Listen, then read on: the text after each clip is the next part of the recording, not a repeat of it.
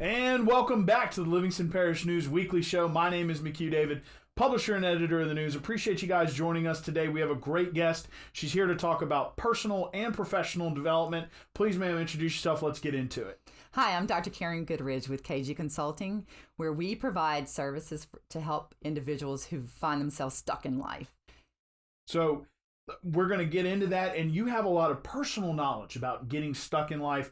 But first, let's hear a little bit. Where'd you go to school? You're from the area, correct? I'm from Livingston Parish. I lived in Denham Springs, and I attended Northside Elementary, Denham Springs Junior High, and Denham Springs High School. And tell us a little bit about your family real quick.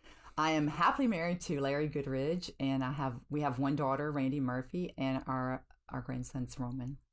And so, when we're talking about people getting stuck, you've experienced that before yourself. You kind of call them the sort of foundational courses of your life. Mm-hmm. And, it started in high school. You had to drop out and ended up, becoming a house mom and a wife. And you know what? We're gonna roll through that. Some of you might not know. We've had a lot of takes trying to get through this, but we are rolling. We're rolling. This is one of those courses in life where you're just gonna determine to overcome. Exactly. We're not getting stuck. So growing up, education was not a priority in your household, and so when you kind of went through that first that first hardship, you decided to just drop out. You were going to focus on that. But you came back around. Mm-hmm. So talk to us about that, because at 28, you ended up back at Baton Rouge Community College, correct? I did. So tell us, one of the things you told me before was that, here you are with a PhD. Well, your first teacher at BRCC told you probably weren't going to graduate college. Obviously, that worked out. So that was my advisor, and he did tell me that you're pretty much not going to graduate college. And I think maybe I needed that. That might have been my fuel. and maybe he knew that, maybe he didn't. We don't know. But we don't know. But tell, what was going through your head when all of a sudden, you're sitting there and you've made this decision. It's been about 10 years since you dropped out of high school. And all of a sudden it's like you're yearning for education. What are you thinking during that time? I'm thinking, my whole goal in life was to be a stay-at-home mom, but my husband and I weren't able to have any more kids, so I didn't know what to do. I felt stuck, and I didn't know what to do with my life. So that's when I decided to go to school and get an education, and I started out there. And during that process, I ended up going from BRCC to Southeastern, and I graduated with a degree with my master's from there, and went to work as a professional, and I started working with individuals on personal development, which is where the groundwork for where I am today began. So talk to us a little bit about, because you end up back in school going to get your PhD. Yeah. Talk to us a little bit about that, because that has, one of the things that we've gone over today, a new foundational course, I guess you can say, is a little difficulty getting in front of the camera. Mm-hmm. Well, part of getting a PhD, as you and I have discussed, is defending it. And you got to defend it in front of a camera. In front of a committee, too. Right. So tell us a little bit about that process and how you work through it. So the process begins with, you have to choose your committee. First of all, your committee's going to include a variety of people. And these people this is a stage that we're going to overcome, right? Exactly. So in going through the dissertation process, the PhD process, I started the process, ended up halfway. I was a semester from graduating, and we ended up flooding. Right. From there, I lost everything, including my backups. So you took a year off, you said? I took a year off to get our house back in shape because we flooded. And then when I went back, I had to start all over. Right. I was devastated. Okay. And I just felt like giving up. So, and that's a lot of where you try to coach people, right? Mm-hmm. So, you're stuck, at least you're feeling stuck. Mm-hmm. You've lost a lot, like we all did in the flood. You lost your PhD. Where, a lot of what you talk about here is following faith. What was going through your head as you said, I'm not going to quit. I'm going to get my PhD? it was definitely faith that got me through that process, because I felt broken. I felt like I had lost everything: our house, car, PhD, and I just felt at a loss. So I had to turn to God. I turned to God and began praying, and just, I was desperate. I was wanting to know what next, because now I don't have that. The house is in, we have to rebuild and all of that and get a new car, all those things. So I finally it came to me to just start over. That's an option, just to start over. And if that was not an option I really wanted to do, and I went to my chair and I talked to him about it, and I told him I don't want to go any further, because I just want to give up. And he said, what happened to, there's no quit in this DNA. That's what I was known for. Okay. And it was that really captured me, and kind of made me start thinking, that is what I am known for. Right. With my PhD buddies, that is. So that was a great motivator. And he said, Karen, you can do it. You do have it in you. You can. And we started the process, and finally, and I have met a lot of challenges during that process of restarting again. But I believe all of that helped me defending my final defense before the committee and having to be recorded. And that was one of the greatest fears I had, was standing before them and defending that. And it sounds like it was a lot like your BRCC moment. You were met with a lot of difficulty. Mm-hmm. Someone, and then, it was someone said something to you that really pushed you forward into wanting a little more. Talk to us about your faith for a second. Some people like to talk about it, some people don't. But you're very into it. And I want you to talk about that. Be open about it. So my faith, I am a Christian woman, and I don't hide from it. And I will tell you that everything I've accomplished in life came once I dedicated my life to the Lord and started seeking Him and learning that what I had in me, because there was a point in my life leading up to this that I didn't know what I had in me. So, and what's interesting is, after you come out of that PhD program, you kind of ended up in a very faith-based place, did you not? I did. So talk a little bit about that. That's when I started praying and seeking God's face and for direction, because I started feeling like is higher ed where I'm going to be for the rest of my life. Mm-hmm. And then it came to me that, what would I do if I could do anything? What would I want to do? And that was when the whole business idea came to mind. So, when you're getting into that business, you're at the Franciscan Missionaries of Our Lady of the Lake, which is the nursing school, correct? It's Franciscan Missionaries of Our Lady University. Right. And tell us a little bit about what you were doing there first. Okay. So I was there as a student development specialist. I worked with students who needed academic coach. They needed coaching. It might be academic, personally, providing leadership development, or I also did mental health counseling, provided crisis intervention. So I was the person that got called for those things. But primarily I was providing basically leadership or personal development, some type of development. So you were already starting to see a lot of people come to you that had experienced similar problems as you, or maybe other problems, but you were starting to see this recurring theme of stuck. Mm-hmm. And so, what started to process in your mind as you're kind of working through this? How familiar it was first. Well, there you go. And knowing that after doing that for nearly 15 years, I believe that was God's way of preparing me for my business today. So in 2018, after having experienced a lot of this, you decided to go open. I decided to leave the higher ed, which was really hard because I'm pretty passionate about, just investing in people.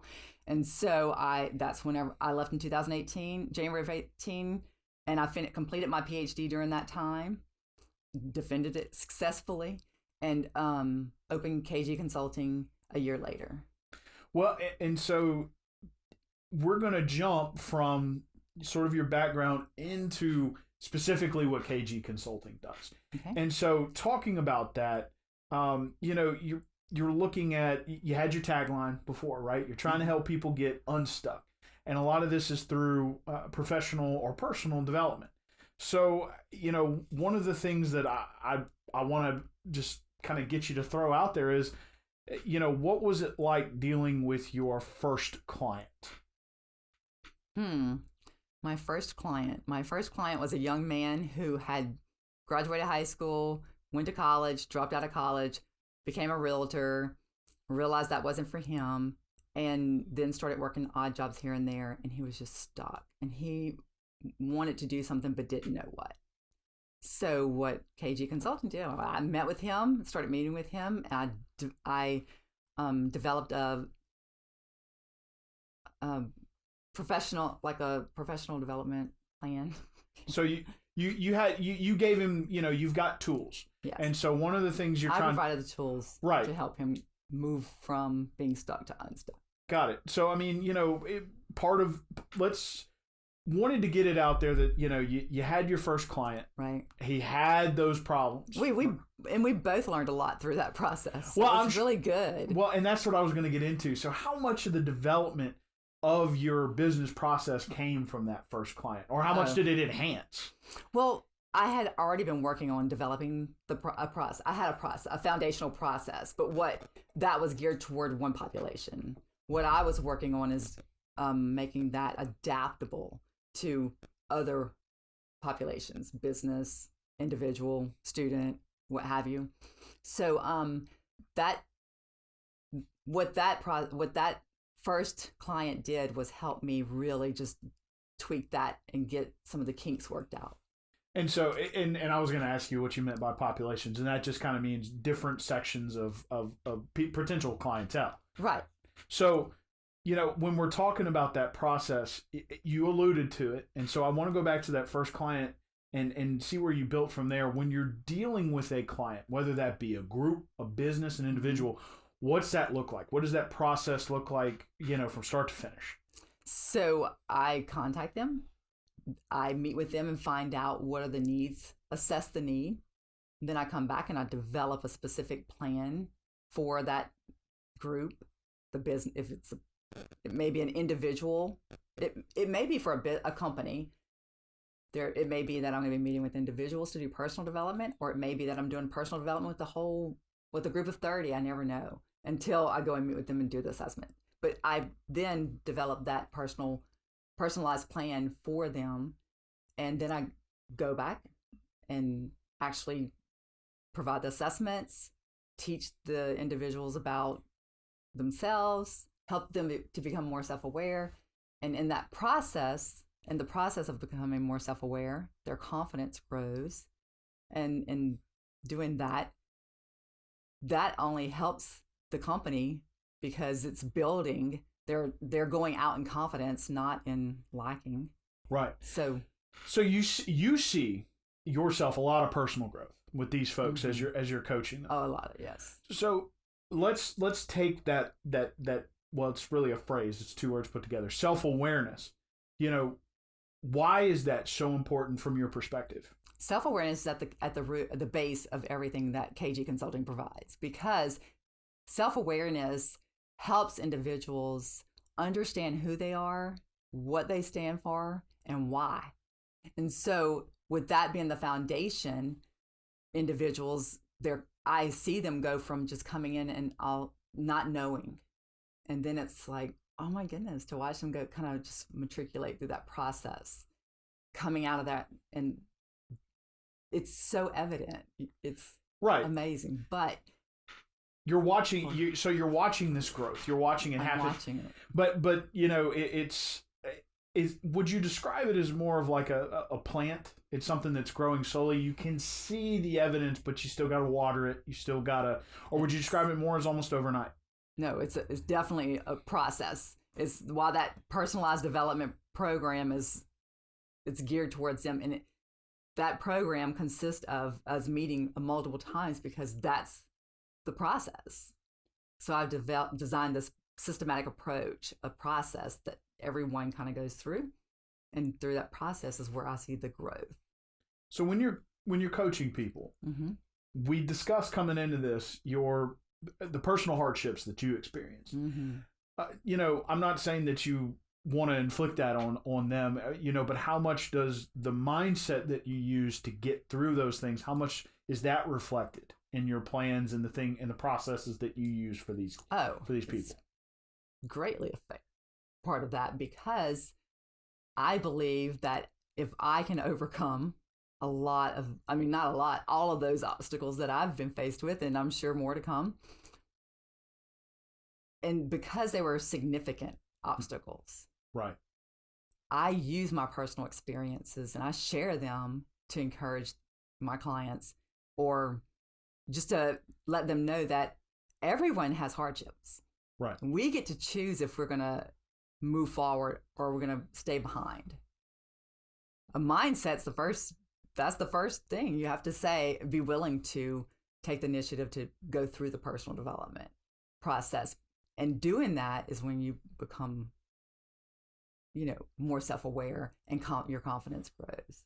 And do you see a lot of these folks who are stuck, when you're talking about self-awareness, a lot of times you think finding what you're after. Is that what, when you're seeing these people grow and growing their confidence, is a lot of times, do they find something on the other end of the process? Yes, they find what it is that had them hindered, that they overcame that.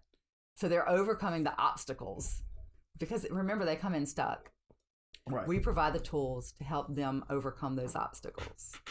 So in the end, they're recognizing and identifying where it is that they're going. And for example, it may be someone who's gotten a promotion, but there are these expectations that come with the promotion, and they don't feel equipped. Right. But the organization obviously saw a lot of potential in them, because they wouldn't have given them the opportunity, right? Right. Well, I will work with them to kind of work with them through that transition to better equip them, because the greatest thing, the thing that they're fearing most is the unknown, right? Right. So it's no one, and that's part of that process of the self-awareness. Right. Part of that. It's why it's so important. So, a lot of it is providing folks with a base. Yeah. Something to operate from. I guess you can say some soil from which to grow. Yes. So, we've talked about an individual client that you had and sort of the way you went through it. One of the other things you've mentioned several times is, well, maybe I'll have a group or a business. How does that change the process? It doesn't. Pretty much, we have it's personalized. So I have this framework, and there are some components that are interchangeable, right? So depending on if it's for a business, it's going to include these, but it's going to be personalized for that business, that group. Right. So what I mean by that is, if I'm working with someone in the medical field, that's going to look a little different than working with someone like engineers. Right. But at the foundation of both of those, it's going to look identical. Okay. It's all going to lead to self-awareness, because that's the foundation. And you do large groups as well, right? Right. Now that I would assume is it's probably just a little bit of the process, trying to get them introduced to it. So, for example, I just provide a session for about 150 people, and did a personality assessment, and I only had about an hour with them, or about an hour and a half.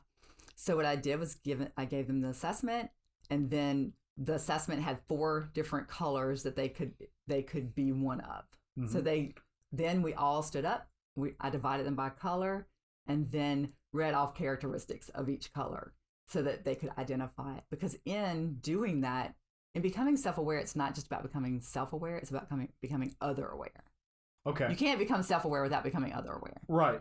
So it's not just about what's inside your head, right, but it's about understanding that there your are other people, right, other people around you dealing with similar issues. So as I would read off the descriptors of the characteristics of each color, the other colors that knew them would say, yes, that's exactly who they are. That's exactly how they act at work. That's, but it was really just to help them understand better understand one another. So if you pass by someone and you say good morning and they say morning, or they don't say anything at all, it's just because it's more about their personality type. Right. They're not a morning person.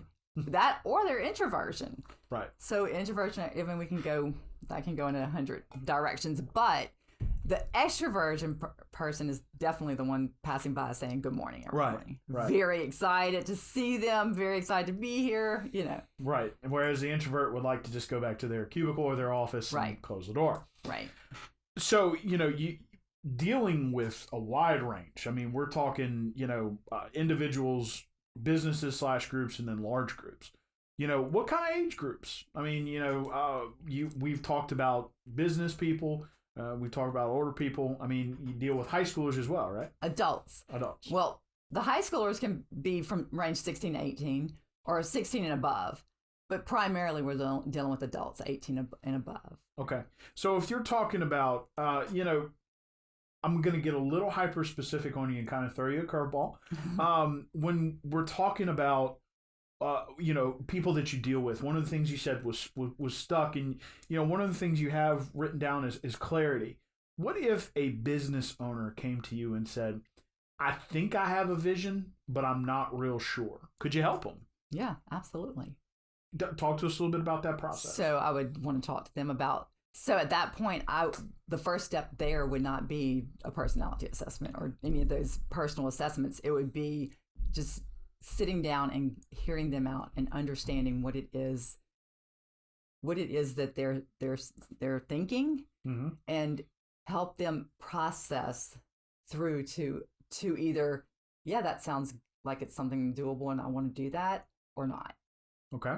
That would be the first step in that. And so walking them, trying to get them to really expound on their thoughts, clarify them, and then say, hey, okay, can we really do this? Is this really doable or not? Right. Okay. So one of the things that you have coming up is a boot camp. Yes. Which is interesting. An interesting phrase. Tell us a little bit about, if folks, first tell us a little bit about what you intend to do at the boot camp. Okay, well, I will start off with saying after 15 years of working in higher ed with incoming freshmen, I started recognizing what needed to be. I started realizing that they weren't equipped in some areas. Right. So what I did was developed a personal branding model, and that personal branding model was to prepare them for the health as a healthcare professional. Okay. So with that in mind, then whenever I came into business for myself, I took some of those principles and pretty much designed this. It's college career readiness boot camp. It's for high schoolers and college students, not just high school students. So because they might already be in college and be stuck. Yes, I work with a lot of college students who are stuck. And what I mean by stuck in college would be changing their major again and again and again. But primarily our boot camp is for those two populations. And what we do is we take them through a personality assessment, kind of get to become self-aware, and then we explore their interests, explore their values. And then we take all of that and through this assessment, and it pairs students with possible career paths that would match their personality type, their values, and so forth. And then what we do is we kind of narrow down those career paths, and then I take them through a whole career exploration phase. We go through it online, and then we go from there. I get them to identify the areas of interest, and then we go into personal branding. Personal branding is an important component of this because everyone has a personal brand.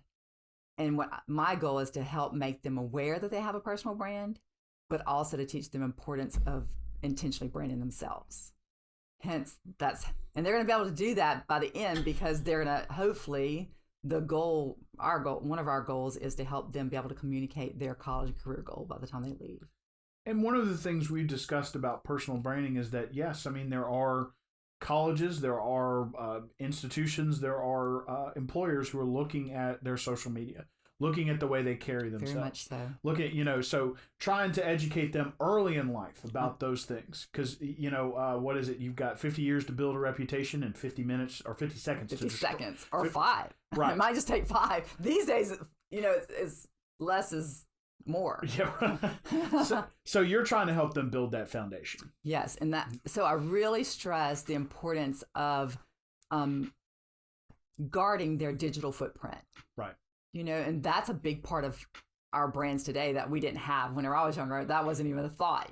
But today, all young people, I'm not just young people, all of us, but for this purpose, I really want the high schoolers to understand the consequences that come with some of the choices that they make by what they post on Facebook or Twitter, whatever the different social media venue would be.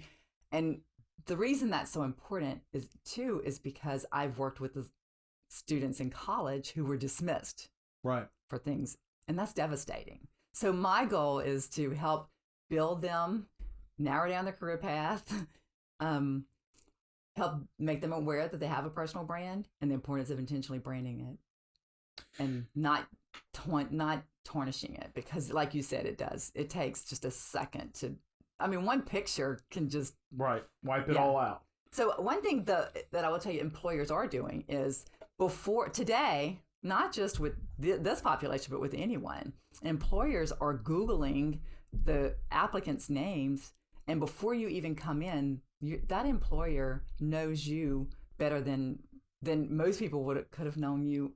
It's like you're not coming in like whenever I was being interviewed as a youngster, I came in and it was, "Hey, how are you doing? I'm Karen Goodridge," right? We sat down. He might have had a few people from the community that knew me that he might have reached out to, but he didn't have social media. Right. Today, social media, international, right, global, employers know more about you than anyone, probably because they've really done an extensive research. And what I will tell you is, if you're applying for jobs and you're not getting calls back, you might want to check your social media. Right. Google your name. I always tell everyone, Google your name. Just in the Google search bar, type in your name. I did that, and I was surprised at some of the stuff I found. Not in a bad way. It was good stuff, but I'm kind of a nerd. But I didn't realize how much was out there on me.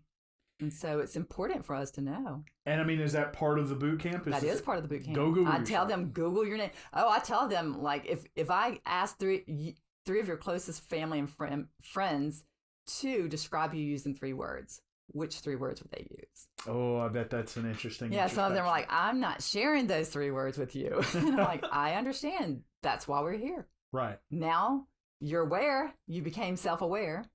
Now we can do something about that. Before you didn't even realize it. Right. And that's the beauty of interacting with this population, because it's an important transition. It's a huge transition too. Right. There's a lot of extra freedoms and responsibilities. Freedoms and responsibility. More responsibilities by far. Right. But you also have more free time. A lot more free time, yes. So let's wrap it up here. When is the boot camp going to be? Our next boot camp is March 21st. It's 8:30 to 1:30, and we're having it at Alvin Fairburn and Associates. Okay. And that's located right here in Denham Springs near the post office. And you can find out more about our boot camp on Facebook at KG Consulting Group. You'll see the flyers there, registrations there. Go and come join us. We are looking forward to those who have already registered. And this is our 3rd boot camp, so we've had 2 really good experiences, and we're looking forward to this experience being just as good. But truthfully, there's a lot of young people out there who they're faced with having to make so many decisions. Mm-hmm. Decisions that's going to have an impact on their lives for a lifetime. So like choosing a college major, choosing a career path. In order to choose a college major, you have to have chosen a career path. You have to know a college it's complex. So that's what our goal is. We're here to help relieve that burden.